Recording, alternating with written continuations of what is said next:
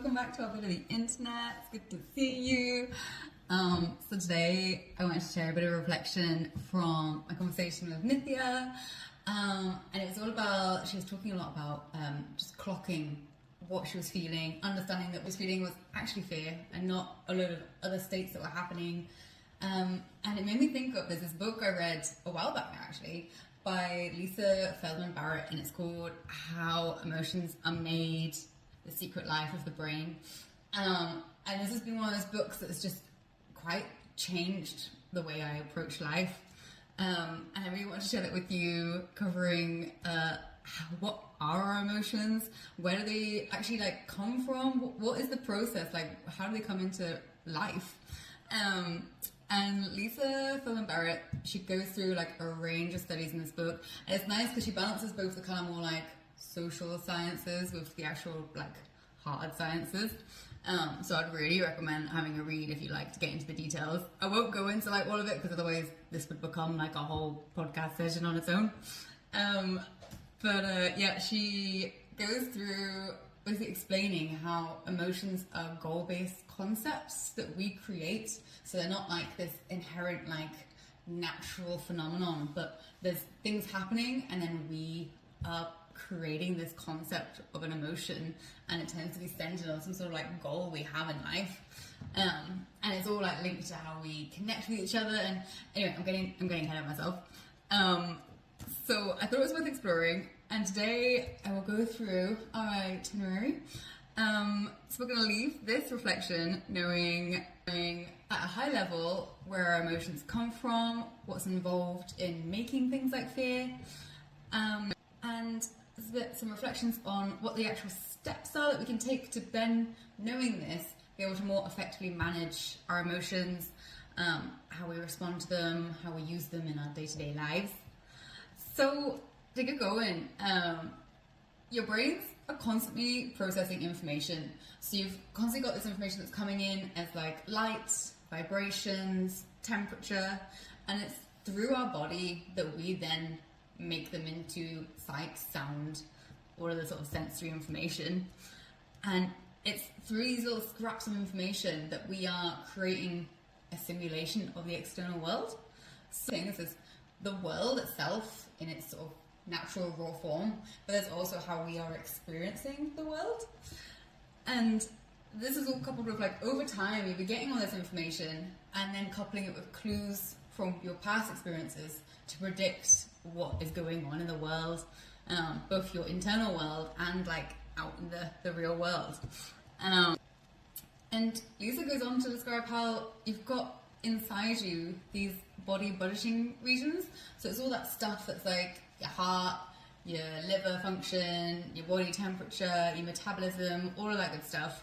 So this is constantly a sensation that you are experiencing in your body, and you don't have a psychological meaning applied to these sensations until you have applied some sort of concept to them. So she gives an example of if you had stomachache and you're in your friend's house about to have dinner, you'd be oh, I'm hungry. But if you had that stomach sensation and you're maybe on the jury in a courtroom, you would then be this is a sign that the person is not trustworthy. It's a gut feeling, even though it's literally the same sensation, which is very interesting. So it's these summaries of all our body budgeting regions, all of that feeling, which accounts for how we simulate the world around us and our feelings that we're having on the inside. And when we're feeling unbalanced, we tend to search for answers of why we're having these unbalanced sensations from the sort of matter-of-fact outside world, rather than thinking actually, what is our current experience of the world? Just because we're not really, socialized to think about it. And it's more helpful to think about being a regulated person than a rational person, and how we approach our experiences of fear and other emotions and how we manage those. Because when you're regulated, you may be better positioned to then know how you're experiencing the world and what emotions are going through you that are sort of shaping your experience. Because if you know that our emotions are continually like influenced by concepts, they're not just subjective phenomenon, you can then connect more with your own agency of when you're having an experience of fear. So Lisa pulls out how you can see this in like cultural context, that coming up with those sort of concepts, you're not responsible for all the concepts you have received, but you are responsible for consciously choosing different concepts and learning. If you grew up experiencing child abuse, so here you had the original suffering of the abuse, and then you're left with the emotional suffering that only you can resolve with your own agency. So that family culture wired your brain to have a model of like a hostile world and needing to be constantly like vigilant and ready for any sort of threats from people. And now that you've left that scenario, it's only through consciously exposing yourself to other concepts, through other like cultural models of interacting with people, that you can transform your own conceptual system and make things better for you, where you're not experiencing the world as this hostile environment full of threats trying to harm you at every opportunity. And here I can think of my personal experience after I cut ties with my family, being constantly fearful and like this vigilance for threat and harm from others. And it was actually doing things like starting to train the Muay Thai, and it exposed my brain to concepts like victory and that sense of like self-awareness, self-possession, and like acceptance of both the sort of achieving something, but then also like moments where you're losing or you don't quite get something right. And that's enabled me to know that I can make other choices, so I can let that vigilance go and choose to just live in that more flow state.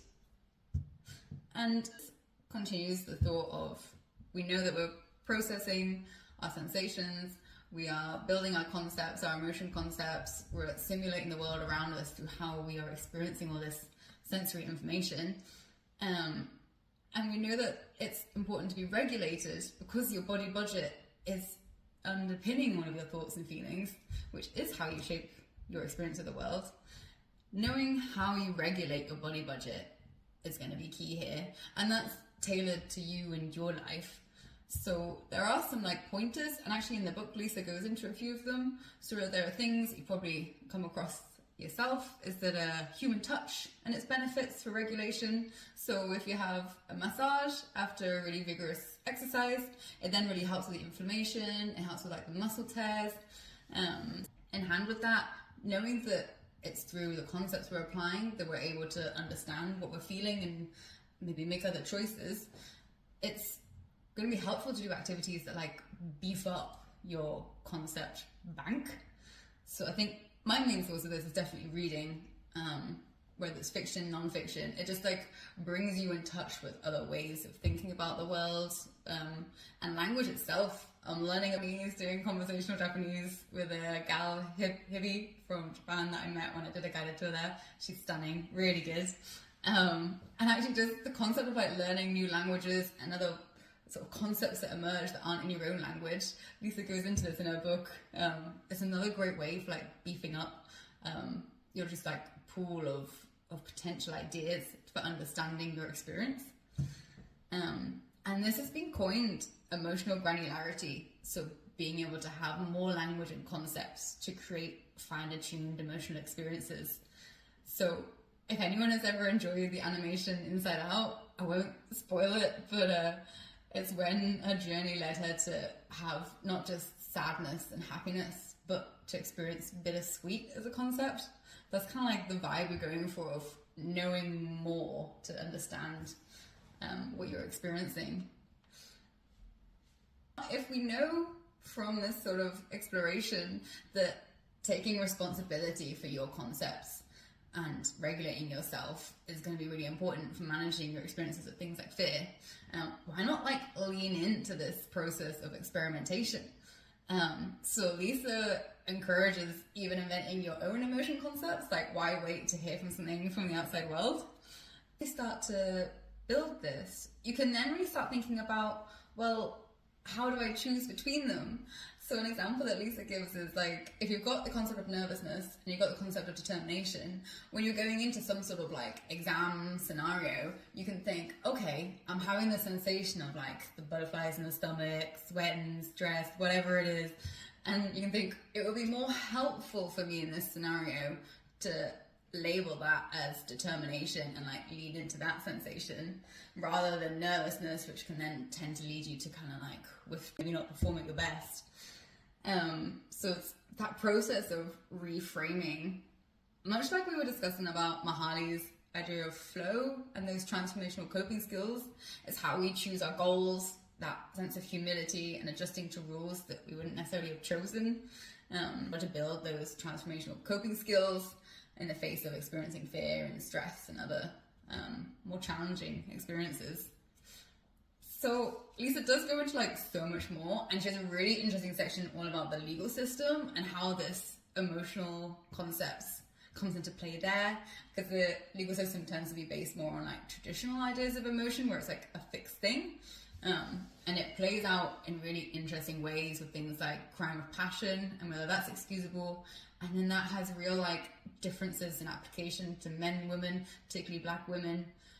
I'd really recommend having a look into this book if that tickles your fancy. So I'd really recommend picking through it if you've survived at the end, and I'd love to hear in the comments anything that you are going to be trying for beefing up your concepts and regulating your body, and I'll speak to you soon.